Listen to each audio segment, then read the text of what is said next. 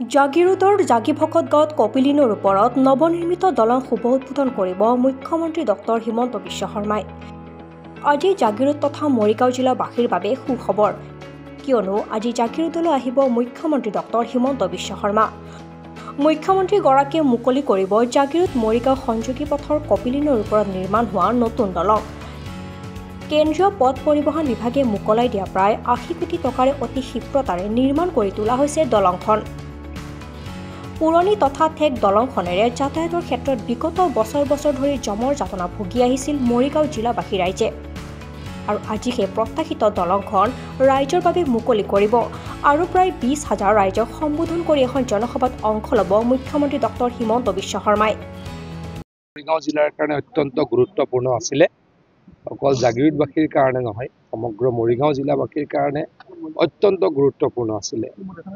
কোনোবা যদি গুৱাহাটীলৈ যাব লগা হয় মৰিগাঁৱৰ পৰা লাহৰীঘাটৰ পৰা, তেতিয়াহ'লে এই দলংখনত অহা যোৱা কৰোঁতে আধা ঘণ্টা বেছিকৈ সময় গৈছিলে। আমাৰ জাগিৰোডৰ পৰা মৰিগাঁৱলৈ DC অফিচলৈতো যাবই লাগিব বা জিলা সদৰলৈ যাবই লাগিব, অহা যোৱা কৰোঁতে আধা ঘণ্টা সময় বেছি লাগিছিল। কাৰণ ইয়াৰ লগত আছিলে এখন ছিংগুল লেনৰ দলং, আৰু এই দলংখন আৰম্ভ হৈছিলে ২০১২ চন মানত, কিন্তু তেতিয়াৰ যিটো কোম্পানী আছিল তেওঁলোকে কৰিব নোৱাৰিলে। অসমৰ মাননীয় মুখ্যমন্ত্ৰী ডাঙৰীয়া হিমন্ত বিশ্ব শৰ্মা ডাঙৰীয়াই মুখ্যমন্ত্ৰীৰ আসনত অধিষ্ঠিত হোৱাৰ পাছত আমি তেখেতক অনুৰোধ কৰিছিলোঁ যে এই দলংখন অত্যন্ত গুৰুত্বপূৰ্ণ, এই দলংখন নহ'লে জাগিৰোডৰ মৰিগাঁও ৰাইজ বৰ বিপদত পৰে আৰু বিশেষকৈ ৰোগীসকলৰ বহুত কষ্ট হয়। গতিকে মোৰ চকুৰ আগত মাননীয় মুখ্যমন্ত্ৰী ডাঙৰীয়াই কেন্দ্ৰীয় মন্ত্ৰী নীতিন গাডকাৰী ডাঙৰীয়াৰ ওচৰলৈকে গৈছিল। সেইদিনা ময়ো দিল্লীতে উপস্থিত আছিলোঁ আৰু নীতিন গাডকাৰী ডাঙৰীয়াক অনুৰোধ কৰি এই দলংখন চেংচন কৰিছিল। প্ৰায় ৭৪ কোটি টকা এই দলংখনৰ কাৰণে NHAI বা কেন্দ্ৰীয় চৰকাৰে অনুমোদন কৰিছিল আৰু আমি ২টা বছৰৰ ভিতৰত এই দলংখন সম্পূৰ্ণ কৰিলোঁ। হিমন্ত বিশ্ব শৰ্মা ডাঙৰীয়াই যদি নিজে কেন্দ্ৰীয় মন্ত্ৰী নীতিন গাডকাৰী ডাঙৰীয়াক লগ নধৰিলে হয় তেতিয়া হয়তো অলপ দেৰি হ'ল হয়। সেই কামখিনি হিমন্ত বিশ্ব শৰ্মা ডাঙৰীয়াই কেতিয়াও পেলাই নথয়, গুৰুত্বপূৰ্ণ কামখিনি। এয়া তেখেতৰ স্বভাৱ বা তেখেতৰ এইটো কাম কৰাৰ প্ৰতি স্পৃহা। গতিকে আজি তেখেতৰ জন্মদিন, মই মাননীয় মুখ্যমন্ত্ৰী ডাঙৰীয়াক কৈছিলোঁ যে দাদা, যিহেতু এইখন দলং আমাৰ কাৰণে অত্যন্ত গুৰুত্বপূৰ্ণ আৰু ১ তাৰিখে যদি আপোনাৰ সময় আছে আপুনি ইয়ালৈকে আহক, দলংখন ৰাইজৰ কাৰণে উৎসৰ্গা কৰক।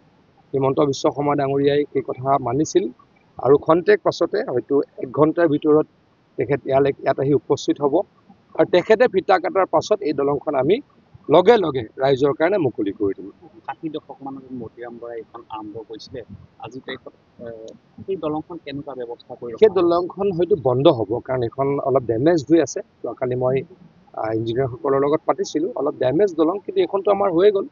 এইখন হোৱাৰ পাছতো এইখনৰ দায়িত্ব বা এইখনৰ গুৰুত্ব বা এইখনৰ ইম্পৰ্টেঞ্চ কমি যাব পাৰে, কিন্তু মানুহ অহা যোৱা কৰিব পাৰিব চাগে, কিন্তু গাড়ী অহা যোৱা হয়তো কৰিব নিদিব। কিন্তু আমি দলংখন ইমান ডাঙৰ ভাল দলং পালোঁৱে, ২১০ মিটাৰ এখন দলং ৭৪ কোটি টকা খৰচ কৰি আমি নিৰ্মাণ কৰিছোঁ আৰু ৰাইজৰ আৰু সহায় হ'ব, আৰু সহায়ৰ কাৰণে আৰু যদি কিবা কৰিব পাৰোঁ তাৰ কাৰণে সদায় দৃঢ় হৈ থাকিম।